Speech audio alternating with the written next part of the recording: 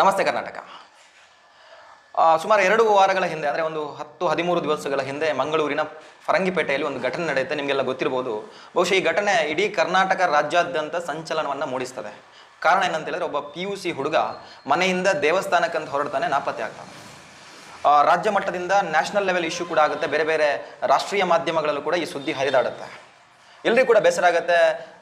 ತಂದೆ ತಾಯಿ ಅಂತೂ ಬಹಳಷ್ಟು ನೋವನ್ನು ಅನುಭವಿಸ್ತಾರೆ. ಈ ಪ್ರಕರಣವನ್ನು ಪೊಲೀಸರು ಸರಿಯಾಗಿ ನಿಭಾಯಿಸ್ತಾ ಇಲ್ಲ ಅಂತೇಳಿ 2 ದಿವಸ ಆದರೂ ಹುಡುಗನ ಪತ್ತೆ ಇಲ್ಲ ಅಂತ ಗೊತ್ತಾದಾಗ ಬೇರೆ ಬೇರೆ ಮಾಧ್ಯಮಗಳು ಈ ಸುದ್ದಿಯನ್ನು ಕವರ್ ಮಾಡುತ್ತೆ ಮತ್ತು ಪೊಲೀಸರ ಮೇಲೆ ಒಂದು ಬಹಳಷ್ಟು ದೊಡ್ಡ ಆರೋಪವನ್ನು ಮಾಡಲಾಗುತ್ತೆ. ಸೊ ಹಾಗಾಗಿ ಈ ಪ್ರಕರಣವನ್ನು ತುಂಬ ಸೀರಿಯಸ್ ಆಗಿ ತಗೊಂಡಂಥ ಪೊಲೀಸ್ ಇಲಾಖೆ ಒಂದಷ್ಟು ತಂಡಗಳನ್ನು ರಚಿಸಿ ಈ ಹುಡುಗನ ಪತ್ತೆಗಾಗಿ ಬಹಳಷ್ಟು ಪ್ರಯತ್ನವನ್ನು ಮಾಡುತ್ತೆ. ಆದರೆ 12 ದಿವಸ ಆದರೂ ಹುಡುಗನ ಪತ್ತೆ ಇರೋದಿಲ್ಲ. ನಿನ್ನೆ ಹುಡುಗ ಉಡುಪಿಯ ಒಂದು ಮಾರ್ಟಲ್ಲಿ, ಅಂದರೆ ಒಂದು ಮಾಲಲ್ಲಿ ಸಿಗ್ತಾನಂತೆ. ಸುದ್ದಿ ಸಿಗುತ್ತೆ, ಅವನನ್ನು ಕೋರ್ಟಿಗೆ ಪ್ರೊಡ್ಯೂಸ್ ಮಾಡಲಾಗುತ್ತೆ. ಇದಿಷ್ಟು ಘಟನೆ. ಬಹುಶಃ ಈ ಹಿಂದೆ ಆದಂಥ ಈ ಒಂದು ಘಟನೆಯ ಹಿಂದೆ ಇರುವಂಥ ಕಥೆಯನ್ನು ಕೇಳಿದಾಗ ನಮಗೆಲ್ಲ ಇದೊಂಥರ ಆಲೋಚಿಸಬೇಕಾದಂಥ ಈ ಘಟನೆಯ ಬಗ್ಗೆ ನಾವೆಲ್ಲರೂ ಕೂಡ ಬಹಳಷ್ಟು ಸೀರಿಯಸ್ ಆಗಿ ಥಿಂಕ್ ಮಾಡುವಂಥ ಒಂದು ವಿಚಾರ ಇದೆ. ಒಬ್ಬ PUC ಮಾಡ್ತಾ ಇದ್ದಂಥ ಹುಡುಗ ಮನೆಯಿಂದ ದೇವಸ್ಥಾನಕ್ಕಂತ ಹೊರಡ್ತಾನೆ. ಆದರೆ ಈ ಹುಡುಗ ದೇವಸ್ಥಾನಕ್ಕಂತ ಹೊರಟಿದ್ದು ನಾಳೆ ಎಕ್ಸಾಮ್ ಇರಬೇಕಾದ್ರೆ ಅದರ ಮುಂಚಿನ ದಿನ. ಹಾಗಾಗಿ ಆ ಹೊರಟಂಥ ಹುಡುಗ ನಾಪತ್ತೆ ಆಗ್ತಾನೆ. ನಾಪತ್ತೆ ಆದಂಥ ಹುಡುಗ ಮೊನ್ನೆನೋ ತಾಯಿಗೆ ಫೋನ್ ಮಾಡ್ತಾನಂತೆ, ನಾನು ಉಡುಪಿಯಲ್ಲಿದ್ದೇನೆ, ಹಾಗಾಗಿ ನಾನೇ ತಪ್ಪಿಸಿಕೊಂಡು ಬಂದಿರೋದಲ್ಲ, ನನ್ನನ್ನು ಅಪಹರಣ ಮಾಡಿದ್ದಾರೆ, ನಾನು ಬಂದು ಎಲ್ಲ ವಿಚಾರಗಳನ್ನು ನಿಮಗೆ ಹೇಳ್ತೀನಿ ಅಂತೇಳಿ. ಅದಾದ ನಂತರ ಹುಡುಗನನ್ನು ಪೊಲೀಸರು ಉಡುಪಿಯಿಂದ ಕರ್ಕೊಂಡು ಬಂದು ವಿಚಾರಣೆಗೆ ಒಳಪಡಿಸಿದಾಗ, ತೀವ್ರ ವಿಚಾರಣೆಗೆ ಒಳಪಡಿಸಿದಾಗ ಅವನು ಸತ್ಯವನ್ನು ಬಾಯ್ಬಿಡ್ತಾನೆ. ಯಾವ ರೀತಿ ಇತ್ತು, ಅವನು 12 ದಿವಸ ಏನೆಲ್ಲ ಮಾಡ್ದ ಅನ್ನೋದನ್ನು ಹೇಳ್ತಾನೆ. ನೋಡಿ, ಈ ಹುಡುಗ PUC ಅಲ್ಲಿದ್ದಂಥ ಹುಡುಗ ಪಕ್ಕಾ ಪ್ರೀ ಪ್ಲ್ಯಾಂಡ್ ಆಗಿ ಮನೆಯಿಂದ ಹೊರಡ್ತಾನೆ. ತಾನಿನ್ನು ಬರೋದೇ ಇಲ್ಲ ಅನ್ನುವಂಥ ಡಿಸೈಡನ್ನು ಮಾಡ್ತಾನೆ. ಯಾಕೆ? ಕಾರಣ ಇಷ್ಟೇ, ಎಕ್ಸಾಮ್ನ ಭಯ, ಪರೀಕ್ಷೆಯ ಭಯ, PUCಯ ಪರೀಕ್ಷೆಯ ಭಯ. ಹಾಗಾಗಿ ಮನೆಯಿಂದ ಪ್ರೀ ಪ್ಲ್ಯಾಂಡ್ ಆಗಿ ಹೊರಡ್ತಾನೆ. ಒಂದಷ್ಟು ಸ್ವಲ್ಪ ದುಡ್ಡನ್ನೆಲ್ಲ ಅವನು ಕಲೆಕ್ಟ್ ಮಾಡ್ಕೊಂಡಿರ್ತಾನೆ. ಅದರ ಜೊತೆ ತನ್ನ ಸ್ನೇಹಿತನ ಸಂಪರ್ಕದಿಂದ ಒಂದು ಜೊತೆ ಶೂ ಅನ್ನು ಕೂಡ ಇಟ್ಕೊಂಡಿರ್ತಾನೆ. ಯಾಕೆ ಅಂತ ಹೇಳ್ತೇನೆ. ಮನೆಯಿಂದ ಹೊರಟಂಥ ಹುಡುಗ ದೇವಸ್ಥಾನಕ್ಕೆ ಹೋಗಿಲ್ಲ, ನೇರವಾಗಿ ಫರಂಗಿಪೇಟೆಯ ರೈಲ್ವೆ ಹಳಿಯ ಮುಖಾಂತರ ನಡೆದುಕೊಂಡು ಹೋಗಿದ್ದಾನೆ. ನಡೆದುಕೊಂಡು ಹೋಗಬೇಕಾದ್ರೆ ಒಂದಷ್ಟು ದೂರದಲ್ಲಿ ತನ್ನ ಚಪ್ಪಲಿ ಮತ್ತು ಒಂದಷ್ಟು ಬಟ್ಟೆ ಬರೆಗಳನ್ನು ಬಿಟ್ಟು ಅದಕ್ಕೆ ತನ್ನದೇ ರಕ್ತದ ಹನಿಯನ್ನು ಅವನು ಸುರಿಸಿದ್ದಾನೆ. ಅಂದರೆ ಈ ಕೇಸನ್ನು ಡೈವರ್ಟ್ ಮಾಡುವ, ಏನೋ ಆಗಿದೆ ಹುಡುಗನಿಗೆ ಅಂತ ಏನಾದರೂ ಗೊತ್ತು ಅವನಿಗೆ. ಇದಾದ ನಂತರ ಪೊಲೀಸರೆಲ್ಲ ಬರ್ತಾರೆ ಅಂತ ಗೊತ್ತು. ಹಾಗಾಗಿ ಈ ಥರದೊಂದು ಟ್ವಿಸ್ಟನ್ನು ಕೊಟ್ಟು ಅಲ್ಲಿಂದ ಹೊರಟಿದ್ದಾನೆ. ಅಲ್ಲಿಂದ ಮುಂದೆ ಸಾಗಿ ಟ್ರೈನನ್ನು ಹಿಡಿದು ನೇರವಾಗಿ ಮೈಸೂರಿಗೆ ಬಂದಿದ್ದಾನೆ. ಮೈಸೂರಿಂದ ಬೆಂಗಳೂರಿಗೆ ಹೋಗಿದ್ದಾನೆ, ಬೆಂಗಳೂರಿನ ಕೆಂಗೇರಿಗೆ ಹೋಗಿದ್ದಾನೆ, ಕೆಂಗೇರಿಯಿಂದ ನಂದಿ ಹಿಲ್ಸ್ಗೆ ಹೋಗಿದ್ದಾನೆ. ಹೀಗೆ 1-2 ದಿವಸ ಅಲ್ಲಿ ಮೈಸೂರಲ್ಲ ಬೆಂಗಳೂರಲ್ಲಿ 1-2 ದಿವಸ ಏನೋ ಕೆಲಸ ಮಾಡಿ ಸ್ವಲ್ಪ ದುಡ್ಡನ್ನು ಸಂಪಾದಿಸ್ತಾನೆ. ಮತ್ತೆ ಬೇರೆ ಬೇರೆ ಕಡೆ ಹೋಗಿದ್ದಾನೆ. ಮತ್ತೆ ರಿಟರ್ನ್ ಉಡುಪಿಗೆ ಬಂದಿದ್ದಾನೆ. ಈ ಬರಬೇಕಾದ ದಾರಿಯಲ್ಲಿ ತನ್ನ ಮನೆಯ ಸುತ್ತ ಜನ ಇರುವುದನ್ನು ಗಮನಿಸಿದ್ದಾನೆ. ಅಂದರೆ ಅದು ಟ್ರೈನಲ್ಲಿ ಹೋಗಬೇಕಾದ್ರೆ ಮೋಸ್ಟ್ಲಿ ಅವರ ಮನೆ ಕಾಣ್ತದೆ ಇಲ್ಲೋ ಗೊತ್ತಿಲ್ಲ, ಆ ಥರ ಇದೆ ಘಟನೆಯ ವಿವರ.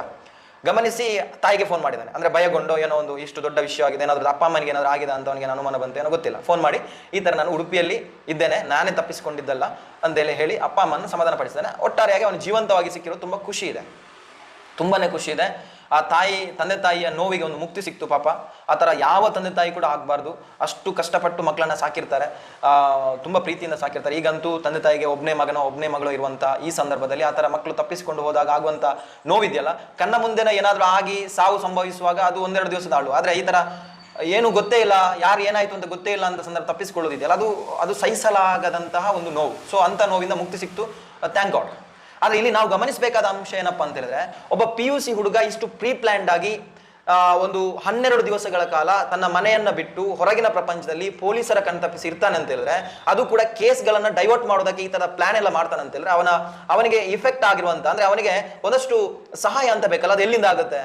ಈಗಿನ mobile, social media, web series, crime thriller movies, ಇದೆಲ್ಲ ಕಾರಣ.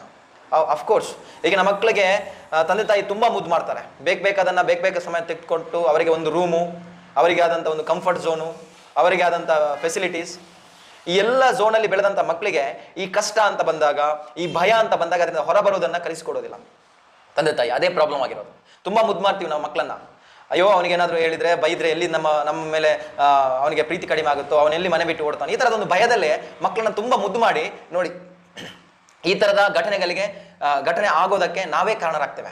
ಆತ್ಮೀಯ ಪೋಷಕರೇ, ನಿಮ್ಮ ಮಕ್ಕಳನ್ನ ಪ್ರೀತಿಸಿ, ಅವರಿಗೆ ಪ್ರೀತಿಯ ಜೊತೆ ನಿಮ್ಮ ಕಷ್ಟಗಳ ಸಮಯದಲ್ಲಿ ಆಗುವಂತ ನಿಮ್ಮ ಎಕ್ಸ್ಪೀರಿಯನ್ಸ್ ಏನಿದೆ ಅದನ್ನು ಅವರಿಗೂ ಶೇರ್ ಮಾಡಿ. ಆಗ ಅವರಿಗೂ ಒಂದು ಜೀವನದ ಅನುಭವ ಆಗುತ್ತೆ. ಯಾವ ತರ ಈ ಭಯ ಅನ್ನುವಂಥ ಸಂದರ್ಭದಲ್ಲಿ ತಮ್ಮನ್ನು ತಾವು ತೊಡಗಿಸಿಕೊಂಡು ಅದರಿಂದ ಹೊರಬರಬೇಕು, ಯಾವಾಗ ಕಷ್ಟ ಅಂತ ಬಂದಾಗ ಅದನ್ನು ನಾವು ಜೀವನವನ್ನು ಸಾಗಿಸಬೇಕು ಅನ್ನೋದು ಅವರಿಗೆ ಕೂಡ ಅನುಭವ ಆಗುತ್ತೆ.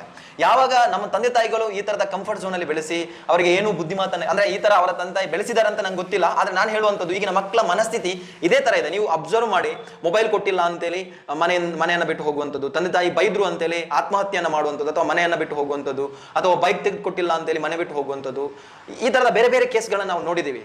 ಸೊ ಈ ತರದ ಘಟನೆಗಳಾದಾಗ ಅದರಲ್ಲೂ ಸಣ್ಣ ಏಜಿನ ಮಕ್ಕಳು ಅಂದ್ರೆ ಈ ಬಿಫೋರ್ PUC ಅಥವಾ ಹೈಸ್ಕೂಲ್ ಮಕ್ಕಳು ಈ ತರದ ಏನು ಕ್ರೈಮ್ ಬೇಸ್ಡ್ ಆಕ್ಟಿವಿಟೀಸ್ ಅನ್ನ ಮಾಡ್ತಾ ಇರ್ತಾರೆ. ತಪ್ಪಿಸ್ಕೊಂಡು ಹೋಗೋದು, ಎಲ್ಲೋ ಇರೋದು, ಏನೋ ಕೇಸ್ಗಳನ್ನು ಡೈವರ್ಟ್ ಮಾಡೋದು.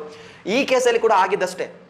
ಈ ದಿಗಂತ್ ತಪ್ಪಿಸಿಕೊಂಡಾಗ ಬೇರೆ ಬೇರೆ ಆಯಾಮಗಳಿಂದ ಬೇರೆ ಬೇರೆ ಜನರು ಈ ಕೇಸನ್ನ ನೋಡೋದಕ್ಕೆ ಪ್ರಾರಂಭಿಸಿದ್ರು. ಒಂದಷ್ಟು ಜನ ಮಾನವ ಕಳ್ಳ ಸಾಗಣೆ ಬಗ್ಗೆ ಆರೋಪವನ್ನು ಮಾಡಿದ್ರೆ, ಇನ್ನೊಂದಷ್ಟು ಜನ ಮಂಗಳಮುಖಿಯರ ಬಗ್ಗೆ ದೃಷ್ಟಿಯನ್ನು ಹಾಯಿಸಿದ್ರು. ಅಂದ್ರೆ ಅವರು ನಾವು ಅಪಹರಿಸಿರ್ಬೋದು, ಈ ತರದೆಲ್ಲ ವಿಚಾರಗಳು. ಕೆಲವೊಂದು ಜಾತಿ ಧರ್ಮಗಳ ನಡುವೆ ಇದನ್ನು ತಂದಿಡೋಕೆ ನೋಡಿದ್ರು.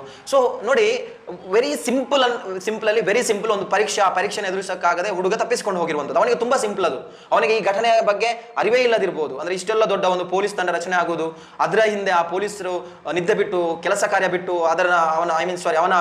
ಅವನ ಹಿಂದೆ ಹೋಗಿರುವಂಥದ್ದು, ಅವರ ನಿದ್ದೆ ಬಿಟ್ಟು, ಸೊ ಅದರ ಜೊತೆ ಅವನ ಫ್ಯಾಮಿಲಿ ಮೆಂಬರ್ಸ್, ತಂದೆ ತಾಯಿ, ಇದನ್ನೆಲ್ಲ ನೋಡಿದಾಗ ಆ ಪ್ಲೇಸ್ ಅಲ್ಲಿ ಇದ್ದವರಿಗೆ ಗೊತ್ತಾಗುತ್ತೆ ಆ ಕಷ್ಟ. ಬಟ್ ಆ ಹುಡುಗನಿಗೆ ಆ 12 ದಿವಸ ಅನ್ನುವಂಥದ್ದು ಇಸ್ ಸೋ ಕಾಲ್ಡ್ ಈಸಿ. ಈಗ ಅವನ ಫ್ರೆಂಡ್ಸ್ ಜೊತೆ ತುಂಬಾ ಜೋಕಾಗಿ ಅದನ್ನ ಮುಂದಿನ ದಿನಗಳಲ್ಲಿ ಅದನ್ನು ಪ್ರೆಸೆಂಟ್ ಮಾಡ್ಬೋದು, ನಾನು ಈ ತರ ಹೋಗಿದ್ದೆ ಅಂತ. But it is not a life. ಪೋಷಕರೇ, ನಮ್ಮ ಮಕ್ಕಳಿಗೆ ನಾನು ಏನು ನಿಮ್ಮ ಮುಂದೆ ರಿಕ್ವೆಸ್ಟ್ ಮಾಡ್ತೀನಿ ಅಂದ್ರೆ, ನಿಮ್ಮ ಮಕ್ಕಳಿಗೆ ಆಗುವಂತ ಏನು ಜೀವನದ ಪಾಠಗಳನ್ನು ಕೂಡ ಒಂದು ಸ್ವಲ್ಪ ಗೈಡ್ ಮಾಡಿ. ಟೀಚರ್ಸ್ನವರ, ಶಿಕ್ಷಕರ ಜವಾಬ್ದಾರಿ ಎಷ್ಟಿದೆ ಅದಕ್ಕಿಂತ ಹೆಚ್ಚಾಗಿ ತಂದೆ ತಾಯಿಗಳ ಜವಾಬ್ದಾರಿ ಇದೆ. ಇವತ್ತು ನೀವೇನು ಮೊಬೈಲ್ ಕೊಡ್ತೀರಾ, ಮೊಬೈಲಲ್ಲೇ ಅವರು ಮುಳುಗಿ ಹೋಗ್ತಾರೆ. ಒಂದಷ್ಟು ಏನು ಈ ಆನ್ಲೈನ್ ಗೇಮ್ಗಳಿರ್ಬೋದು, ಆನ್ಲೈನ್ ವೆಬ್ ಸೀರೀಸ್ಗಳಿರ್ಬೋದು. ಇಂಟ್ರೋವರ್ಟ್ಗಳಾಗ್ತಾ ಇದ್ದಾರೆ ಈಗಿನ ಮಕ್ಕಳು. ಅವರ ಕಷ್ಟಗಳನ್ನ ಹೇಳ್ಕೊಳ್ಳೋಕ್ಕಾಗದೆ, ಅಥವಾ ಯಾರ ಜೊತೆನೂ ಮಾತನಾಡೋಕ್ಕಾಗದೆ, ಸಂಬಂಧಿಕರ ಜೊತೆ ಶೇರ್ ಮಾಡೋಕ್ಕಾಗದೆ, ಫ್ರೆಂಡ್ ಸರ್ಕಲ್ ಜೊತೆ ಮಿಂಗ್ಲ್ ಆಗದೆ, ಮೊಬೈಲಲ್ಲಿ ಏನಾಗಿದ್ದಾರೆ ಅಂದ್ರೆ ಅವರನ್ನು ತಮ್ಮನ್ನು ತಾವು ತೊಡಗಿಸಿಕೊಂಡಿದ್ದಾರೆ. ಆಗ ಇಂತಹ ಘಟನೆಗಳು ಮರುಕಳಿಸ್ತಾ ಇರುತ್ತೆ. ಅಂದ್ರೆ ತನ್ನ ಕಷ್ಟಗಳನ್ನ ಯಾರ ಜೊತೆ ಹೇಳ್ಕೊಳ್ಳೋದಕ್ಕೆ ಅವರು ಇಷ್ಟ ಇಲ್ಲ, ತಾನೇ ಸೊಲ್ಯೂಷನ್ ಮಾಡ್ತೀನಿ, ತಾನೇ ಇದರಿಂದ ಹೊರಬರ್ತೀನಿ ಅನ್ನುವಂಥ ಒಂದು ಮೆಂಟಾಲಿಟಿ. ಆಗ ಇಂಥ ಘಟನೆಗಳಾಗುತ್ತೆ. ಅವ್ರ ಜೊತೆ ವ್ಯವಹರಿಸಿ, ಅವರಿಗೊಂದು ಸಪರೇಟ್ ರೂಮ್ ಕೊಡ್ತಿರಲ್ವಾ, ಆ ರೂಮಲ್ಲಿ ಅವರ ಹಾವಭಾವಗಳನ್ನು ಅಬ್ಸರ್ವ್ ಮಾಡಿ, ಅವರ ನಡೆ ನುಡಿಗಳನ್ನು ಅಬ್ಸರ್ವ್ ಮಾಡಿ, ಅವರಿಗೆ ಬೇಕಾದಂಥ ಗೈಡೆನ್ಸ್ ಅನ್ನ ಕರೆಕ್ಟ್ ಆಗಿ ಮನಸ್ಸಿಗೆ ಮುಟ್ಟುವಂತವ್ರಿಗೆ ಗೈಡ್ ಮಾಡಿ. ತುಂಬಾ ಮುದ್ದು ಮಾಡೋದಕ್ಕೆ ಹೋಗ್ಬೇಡಿ. ತುಂಬಾ ಮುದ್ದು ಇದೆಯಲ್ಲ, ಅವರ ಜೀವನದಲ್ಲಿ ಮತ್ತೆ ಮತ್ತೆ ಇಂತಹ ತಪ್ಪು ಘಟನೆಗಳನ್ನು ಮಾಡೋದಕ್ಕೆ ದಾರಿ ಆಗ್ಬಹುದು. ಹಾಗಾಗಿ ನಿಮ್ಮ ಪ್ರೀತಿ ಅವರ ಜೀವನವನ್ನು ಬೆಳಗಿಸುವುದು ಒಂದು ದಾರಿದೀಪ ಆಗಬೇಕು ಹೊರತು ಅವರನ್ನ ಇಂಥ ತಪ್ಪು ದಾರಿಗೆ ಇಳುವಂಥ ಪ್ರೀತಿ ಆಗಬಾರ್ದು. ನಿಮ್ಮ ಮುದ್ದು, ನಿಮ್ಮ ಒಂದು ಏನು ತುಂಬ ಕೇರ್. ಸೊ ಇಂಥ ಘಟನೆಗಳು ಕೇಳಿದಾಗ ತುಂಬ ನೋವಾಗುತ್ತೆ. ಯಾಕೆ ಈಗಿನ ಮಕ್ಕಳು, ಈಗಿನ ಜನರೇಷನ್ ಈ ಥರದೊಂದು ರಾಂಗ್ ಡಿಸಿಷನ್ಸ್ ಅನ್ನು ತಗೊಳ್ತಾರೆ. ಪಾಪ 12 ದಿವಸದಲ್ಲಿ ಅವನು ಎಲ್ಲೋ ಹೋಗಿದ್ದಾನೆ, ಒಬ್ಬ ಹುಡುಗಿ ಏನಾದರೂ ಬೇರೆ ಆಗಿದ್ರೆ, ಅಥವಾ ಏನಾದರೂ ಆಕ್ಸಿಡೆಂಟ್ ಏನಾದರೂ ಆಗಿದ್ರೆ ಯಾರು ಉತ್ತರ ಕೊಡ್ತಾ ಇದ್ರು, ಯಾರ ಮೇಲೆ ಅನುಮಾನ ಬರ್ತಾ ಇತ್ತು? ಬಹುಶಃ ಇಷ್ಟೆಲ್ಲ ಘಟನೆ ಆಗಿದ್ರೆ ಹಿಂದೆ ಹುಡುಗನ ತಪ್ಪೆಷ್ಟಿದೆಯೋ ಆದರೆ ಅಷ್ಟೇ ತಪ್ಪು ಬಹುಶಃ ನಾವು ದೊಡ್ಡವರು, ತಂದೆ ತಾಯಿಗಳ ತಪ್ಪು ಇರ್ಬೋದು, ಅಥವಾ ಅವನ ಜೊತೆ ಸರಿಯಾಗಿ ವ್ಯವಹರಿಸದ ಶಿಕ್ಷಕರ ತಪ್ಪು ಇರಲಿಕ್ಕೂ ಸಾಕು. ಹಾಗಾಗಿ ಈಗಿನ ಮಕ್ಕಳನ್ನ ತುಂಬ ಜವಾಬ್ದಾರಿಯುತವಾಗಿ ಬೆಳೆಸುವಂಥದ್ದು, ಅವರಿಗೆ ಅವರ ಸಾಮಾಜಿಕ ಜವಾಬ್ದಾರಿಗಳನ್ನು ತಿಳಿಸಿಕೊಡುವಂಥದ್ದು ಕೂಡ ಮುಖ್ಯ ಇದೆ. ಅವ್ರನ್ನ ಸ್ವಲ್ಪ ಈ ಸಾಮಾಜಿಕ ಮಾಧ್ಯಮಗಳ ಈ ಬಲೆಯಿಂದ, ಜೇಡರ ಬಲೆಯಿಂದ ಹೊರಬನ್ನಿ. ಈ ಪರೀಕ್ಷೆಯ ಮಾರ್ಕ್ಸ್ ಅನ್ನುವಂಥ ಒಂದು ಏನು ಇಂಜೆಕ್ಟ್ ಮಾಡ್ತಾ ಇರ್ತೀರ, ಅದರಿಂದ ಹೊರಬರಿಸಿ ಒಂದು ಲೈವ್ ಆಗಿ ಇರೋದನ್ನ. ಮಾರ್ಕ್ಸ್ ಒಂದೇ ಅಲ್ಲ, ನೀನು ಜಸ್ಟ್ ಪಾಸ್ ಆದರೂ ನಿನ್ನ ಲೈಫ್ ಇದೆ ಅನ್ನೋದನ್ನ ಗೈಡೆನ್ಸ್ ಮಾಡಿ. ಸೊ ಇವಿಷ್ಟು ಮಾತನಾಡೋದಕ್ಕೆ ಎಲ್ಲೊಂದು ಕಡೆ ಈಗಿನ ಯುವಜನತೆ ರಾಂಗ್ ರೂಟಿಗೆ ಹೋಗೋದನ್ನ ನೋಡಿದಾಗ ಮಾತನಾಡಬೇಕು ಅಂತ ಅನಿಸ್ತು. ಸೊ ನಿಮಗೂ ಕೂಡ ಜವಾಬ್ದಾರಿ ಇದೆ. ಆತ್ಮೀಯ ಪೋಷಕರು ಯಾರೆಲ್ಲ ನೋಡ್ತಾ ಇದ್ದೀರಿ ವಿಡಿಯೋನ, ನಿಮ್ಮ ಮನೆಯಲ್ಲೂ ಇಂಥ ಒಬ್ಬ ತಮ್ಮನೋ ಅಥವಾ ತಂಗಿನೋ ಇದ್ರೆ, ಅಥವಾ ಸಂಬಂಧಿಕರಿದ್ರೆ ಅವರಿಗೆ ಗೈಡ್ ಮಾಡಿ ಅಂತ ಹೇಳ್ತಾ, ಈ ವಿಡಿಯೋ ನೋಡಿದ ತಕ್ಷಣ ನಿಮಗೆ ಅನಿಸಿದಂಥ ಅನಿಸಿಕೆ, ಅಭಿಪ್ರಾಯಗಳೇನಿದೆ ಅದನ್ನು ದಯವಿಟ್ಟು ಶೇರ್ ಮಾಡಿ. ಆ್ಯಂಡ್ ಆದಷ್ಟು ಇದನ್ನು ಪೋಷಕರಿಗೆ ತಲುಪುವಂತೆ ಮಾಡಿ ಅಂತ ಹೇಳ್ತಾ ಮುಂದೆ ಹೊಡೆದಲ್ಲಿ ಮತ್ತೆ ಸಿಗ್ತೀನಿ.